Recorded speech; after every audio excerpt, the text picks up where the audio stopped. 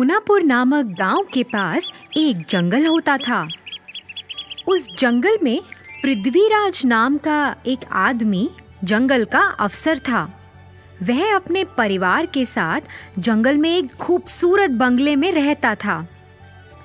हर रोज पृथ्वीराज अपने काम पर चला जाता। पृथ्वीराज की पत्नी पायल एक खेल क्षेत्र चलाती थी। वह उस खेल क्षेत्र में 3 घंटा काम करती थी। एक बेटा था अर्जुन। वह हर दिन स्कूल जाता था और फिर स्कूल के बाद घर वापस आकर वो भी बाकी बच्चों के साथ खेल क्षेत्र में खेलता था।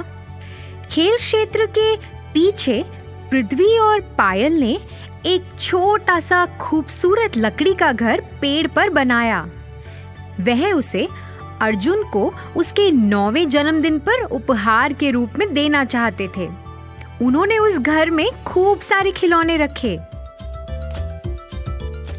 फिर जैसे ही एक दिन अर्जुन अपने स्कूल से घर आया, उसके माता पिता ने उसकी आंखों पर पट्टी बांध दी और उसे उस पेड़ के पास ले गए।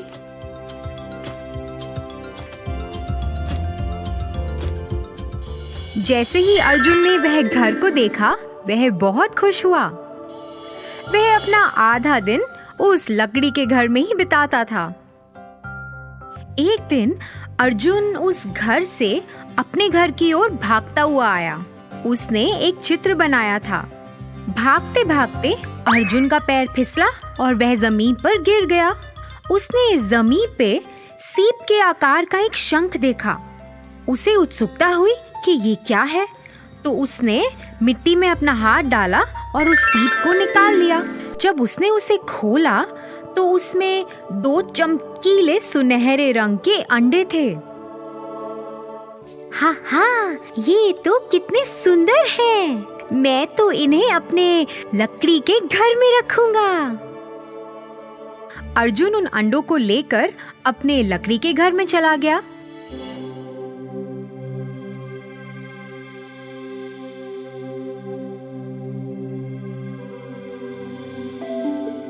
और उनके साथ खेलने लगा। जैसे ही वह खेल रहा था, अर्जुन की माँ ने उसे पुकारा। अर्जुन घबरा गया कि कहीं उसकी माँ को पता ना चल जाए और वो उसे डांटे ना। उसने फटाफट से उन अंडों को एक कपड़े के अंदर छुपा दिया और वहां से नीचे चला गया। फिर अगले दिन जब अर्जुन वापस उस लकड़ी के घर में आया, उसने उन अंडों को खोजना शुरू कर दिया। उसे ये देख के बहुत हैरानी हुई कि एक दिन में ही अंडे बड़े हो गए हैं। वह उन्हें आश्चर्य से देखता रहा कि कैसे एक दिन में अंडों का आकार बड़ा हो गया है। देखते ही देखते अंडे दिन ब दिन बड़े होते गए। अर्जुन अब 11 साल का हो गया था और अंडों का आकार तो बहुत ही बड़ा हो गया। अर्जुन को ऐसा लगा कि अब तो उस लकड़ी के घर में इन्हें छुपाना नामुमकिन है। तो उसने सोचा कि अब वह उन अंडों को कहीं और जाके छुपाएगा। दूसरा स्थान खोजने के लिए वह अपनी साइकिल पर घर के आसपास देखने लगा। उसने एक पुराना सा घर देखा। उसने सोचा कि यह अच्छी जगह है जहां वह अपने अंडों को छुपा सकता है। वह जल्दी अपने घर वापस आया, उन अंडों को लिया और जल्द ही उस पुराने बंगले की ओर चला गया। उसने उन अंडों को वहां छुपा दिया और उसके बाद वह वहां कभी नहीं गया।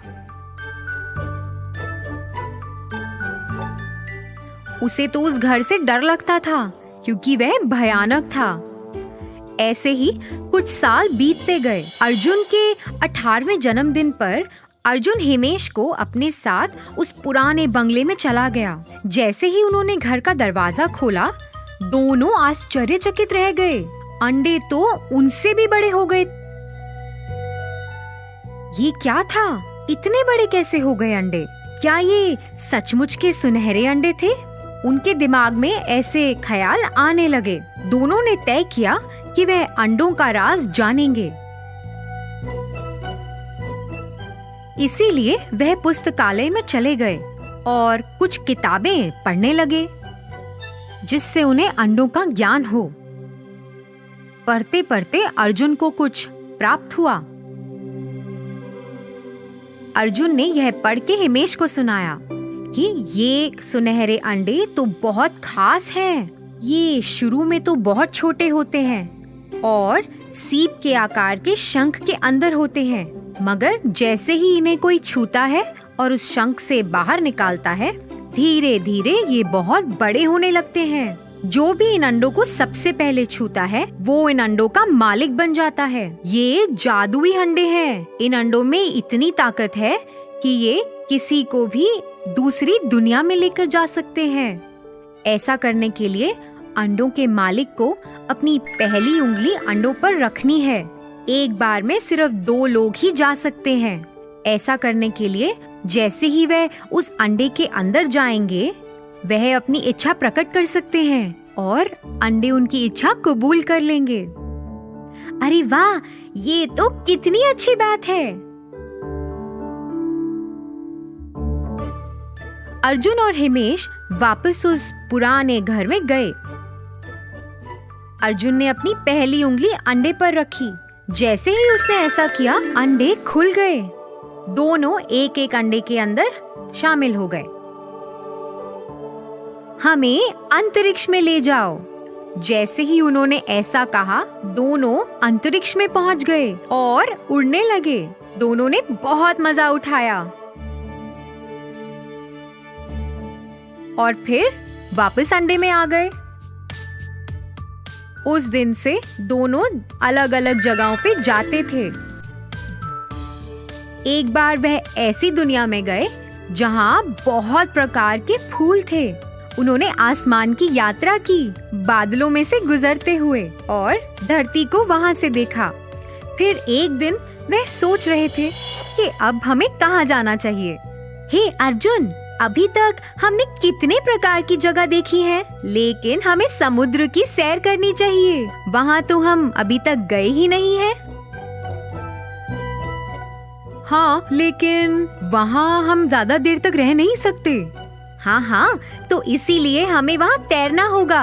फिर हम समुद्र के अंदर की दुनिया को देख सकते हैं। प्यारे अंडे, हमें समुद्र के अंदर ले चलो। जैसे ही उन्होंने अपनी इच्छा प्रकट की, उन्होंने खुद को समुद्र तल पर पाया। वह इधर उधर देखने लगे। समुद्र में भिन्न भिन्न प्रकार की मछलियाँ थीं, फूल पौधे थे और कई अलग अलग तरह के जीव थे। वह तो समुद्र के अंदर की दुनिया को देखकर हैरान रह गए थे। बस वो तो उस जगह का लुत्फ उठा ही रहे थे कि अचानक उन्होंने अपनी ओर आते हुए एक बड़ी मछली को देखा। हे अर्जुन, देखो वो कितनी बड़ी मछली है। हे भगवान, ये तो बहुत भयानक लग रही है। अरे ये कुछ नहीं खाएगी, ये तो सब जादू है। अरे नहीं बाबा, देखो वो हमारी ओर आ रही है। अरे हमें यहाँ से भागना चाहिए। दोनों आखिरकार चिल्लाए।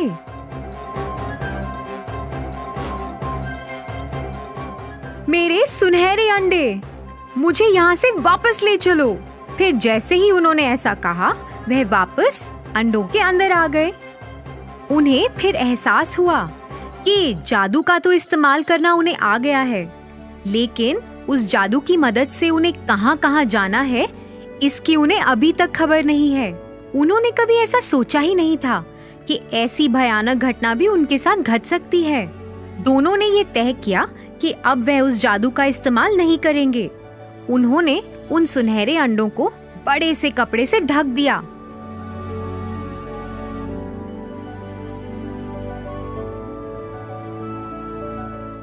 उन्होंने दरवाजे को भी अच्छे से बंद कर दिया ताकि कोई और भी उस घर में ना जा सके। इसके बाद वह दोनों उस घर में मुड़कर कभी वापस नहीं लौटे। तो बच्चों, इस कहानी से हमें ये सीख मिलती है कि हमें अपनी सीमा से बाहर जाकर कुछ भी नहीं करना चाहिए, नहीं तो हमें मुसीबतों का सामना करना पड़ सकता है।